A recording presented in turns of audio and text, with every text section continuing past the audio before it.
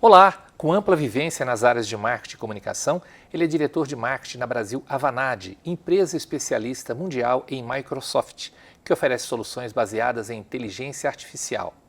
Formado em jornalismo pela Universidade Presbiteriana Mackenzie em 2009, tem gestão em comunicação integrada pelo Senac São Paulo e especialização executiva sobre disrupção estratégica pela Harvard Business School. Sempre atuando com inclusão, diversidade e sustentabilidade, tem uma grande experiência em estratégias de comunicação. O programa Memória do curso de jornalismo recebe o jornalista Pedro Michepudi. Bem-vindo, Pedro, de volta ao Mackenzie depois de 15 anos. 15 anos. Faz tempo. Faz tempo. Né? Cresceu. Cresceu só um pouquinho. Foi muito bom. Gratidão demais por estar me recebendo. Imagina, Quando eu a gente que agradeço. conversou e você virou. Você não quer vir conversar sobre o seu trajeto aqui? Tudo mais. Cara, que emoção. Obrigado mesmo por isso. E falando do seu trajeto, da sua trajetória, como é que você chegou ao Mackenzie? Como é que você descobriu? Como é que foi escolher o jornalismo aqui? O jornalismo aqui, ele teve uma grande puxada no... O jornalismo do Mackenzie era semestral, né? Por semestre. E eu comecei a fazer um cursinho quando eu saí do colegial. Eu falei, cara, eu queria alguma coisa de meio de ano. Eu não quero passar um ano inteiro esperando para ver o que vai rolar, sei lá, em novembro, dezembro, na época. E eu fui estudar algumas das possibilidades, algumas concorrentes.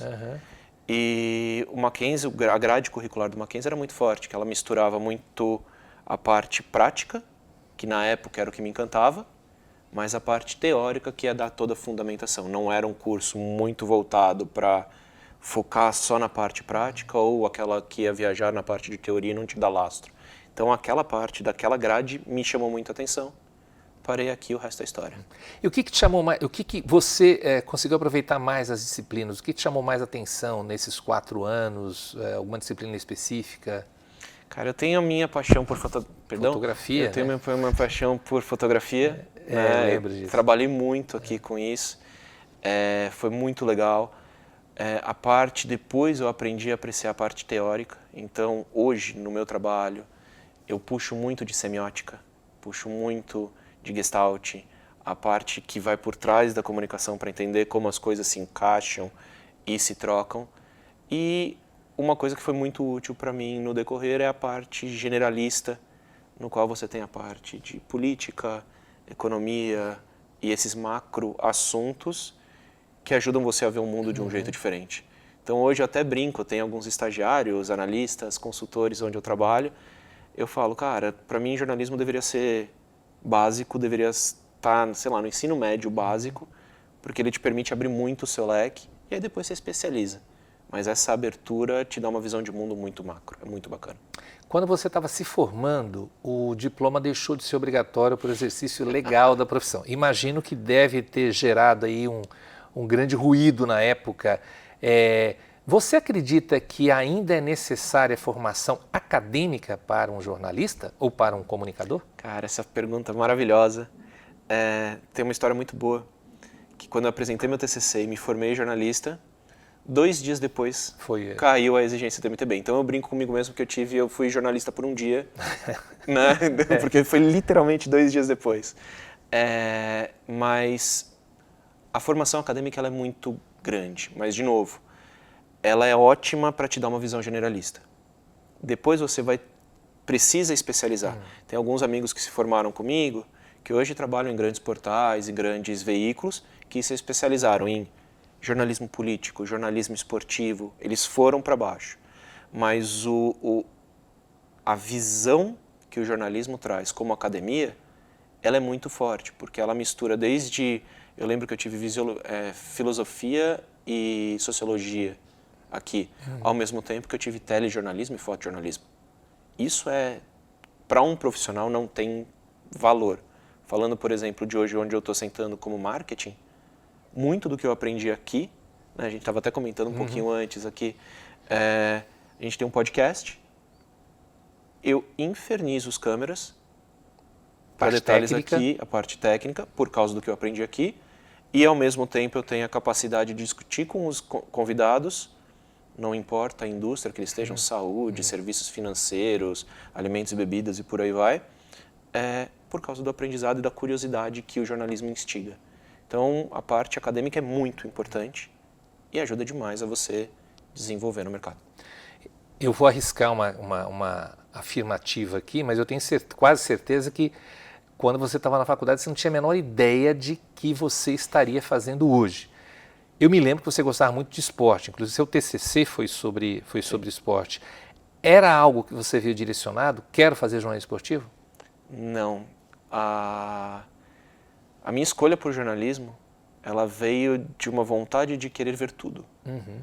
Eu lembro, antes de escolher qual faculdade que eu ia fazer, eu estava entre engenharia, educação física e jornalismo. Humanas, exatas e biológicas, tão simples quanto.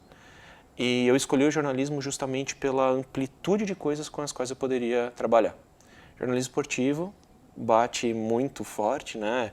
Eu lembro que o meu TCC foi definindo um tema, e eu lembro que meu orientador na época olhou para mim e ele falou, cara, isso é quase um tema de mestrado e doutorado, você vai? Eu falei, se você me orientar, eu vou. É que foi uma monografia, Foi né? uma monografia, foi uma monografia, tanto que hoje ela está na Enciclopédia Intercom. O verbete lá, o que é fotojornalismo esportivo, tem o meu nomezinho assinado lá bonitão. Mas eu não vim direcionado, eu vim para aprender, eu vim para olhar. Tenho minha paixão por esporte até hoje? Tenho. Mas, de novo, abriu tão forte o leque que a possibilidade vira infinita. Num mundo como o de hoje, que cada vez mais todo mundo fala, precisa de especialista. Eu tenho uma visão um pouco diferente. Você precisa de generalista para ajudar os especialistas. Você precisa de uma visão ampla. E o jornalismo ajuda muito nisso. Muitos dos seus colegas, formados contigo, formados antes ou formados depois, estão na área de comunicação, não necessariamente no jornalismo tradicional como a gente imaginava 15, 20 anos atrás. A gente pode dizer que jornalismo de comunicação está muito integrado nos dias de hoje? A gente pode dizer que não dá para separar, talvez. Tá? A parte de jornalismo ajuda muito a parte de comunicação. Tá? E isso foi um pouco de onde eu cresci como carreira. Antes de estar na Vanad, eu trabalhei numa agência chamada Edelman, maior agência de RP, e como a maioria das pessoas lá eram jornalistas, desde assessoria de imprensa, para diálogo com jornalistas mesmo, até a parte de estratégia. Né? Então, o jornalismo e comunicação são basicamente dois lados de uma mesma moeda. Quero trabalhar com RP. Desculpa, você vai trabalhar com comunicação. Quero trabalhar com jornalismo. Desculpa, você vai trabalhar com comunicação. Por mais que você esteja trabalhando num veículo gigantesco, você vai estar trocando e aprendendo e comunicando algo para alguém. É tão simples quanto. Então, os dois estão muito grudados, ainda mais quando você olha para a possibilidade de carreira, que a parte corporativa é fortíssima. E aí um jornalista está dentro de uma parte corporativa, tem um mundo para explorar. Vai comer um pouquinho de grama no começo, porque vai ter que aprender um pouco dos meandros de uma empresa, mas ao mesmo tempo vai poder, a partir do momento que aprendeu vai os caminhos, cresce de uma maneira gigantesca. Pedro, qual é a sua área de atuação mais diretamente hoje? Hoje eu atuo como diretor de marketing e comunicação da minha empresa, e são 4 grandes pilares lá dentro. Field marketing, né? Eventos, engajamento direto com os clientes, comunicação interna e externa, a parte de recrutamento das pessoas, então o que a gente chama de EVP, Employee Value Proposition, proposição de valor para o funcionário, e tudo isso dentro do marketing com social media também. Então eu olho para essas grandes frentes e vou conectando um pouquinho como você perguntou, né, de comunicação e jornalismo, está dentro de tudo. Né? Tem uma vertente muito forte no mercado hoje falando conteúdo é rei. Esse conteúdo é rei, quem que treina para criar conteúdo numa faculdade? Um jornalista. Então, se o conteúdo é rei, a gente está basicamente ali como jornalistas, como um cetro, como a própria coroa, porque nós desenvolvemos isso é muito legal. Agora, na sua época, não existia uma figura chamada influenciador, né? Qual a importância dele hoje na comunicação? Isso é uma faca de 2 gumes, né, um influenciador.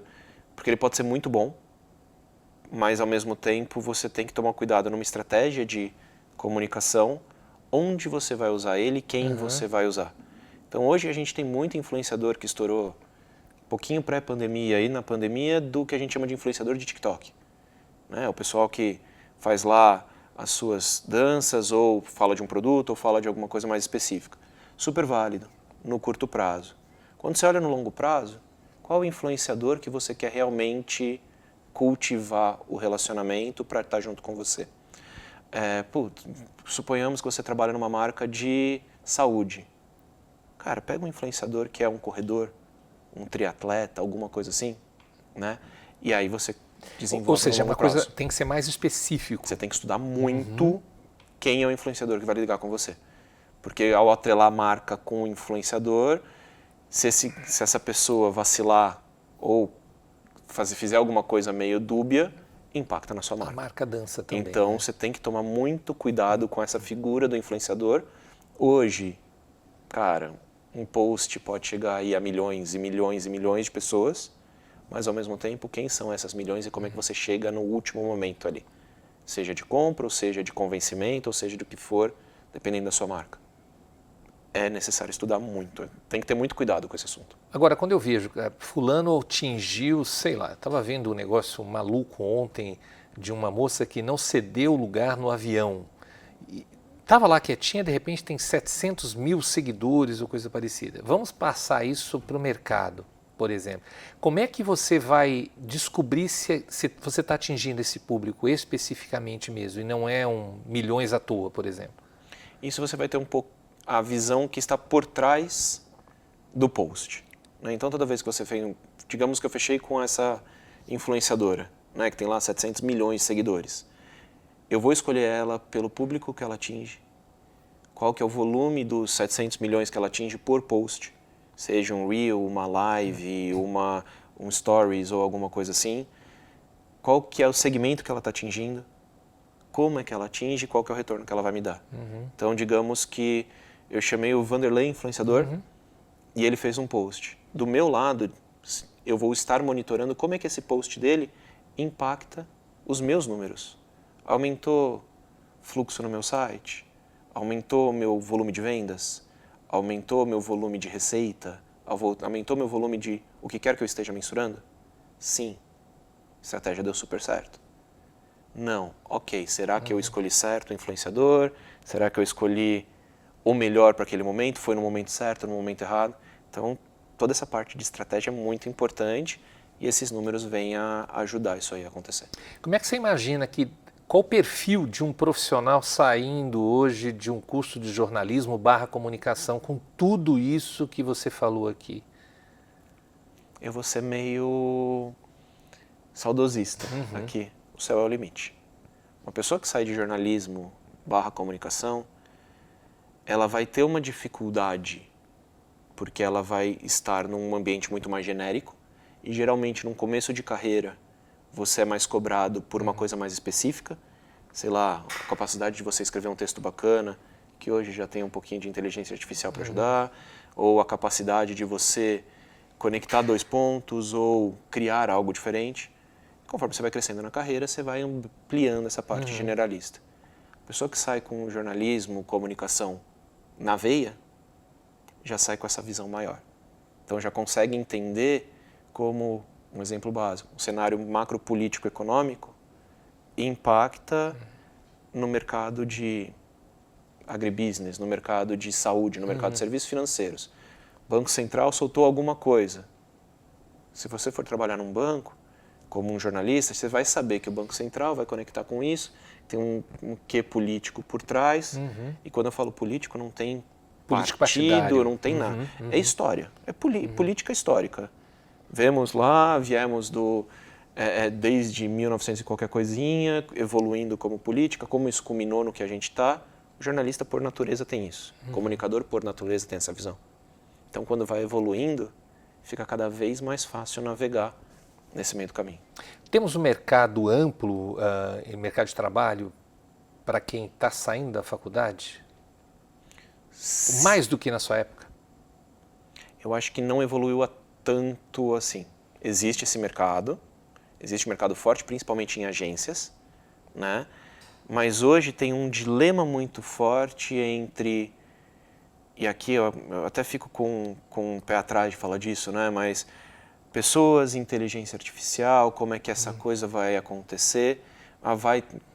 Eu espero que o ser humano utilize a inteligência artificial para o lado bom da força, vamos dizer assim, né? Então, assim, existe mercado, mas, assim, as ferramentas precisam ser aprendidas. Então, hoje eu vejo muitos portais, aquela assinatura, texto escrito com a ajuda da inteligência artificial. Legal. Só que toda vez que você pega um texto escrito por qualquer inteligência, seja qualquer tecnologia que está por trás, pelo menos eu como jornalista e pessoa que trabalhou muito com texto, falta alma naquilo ali.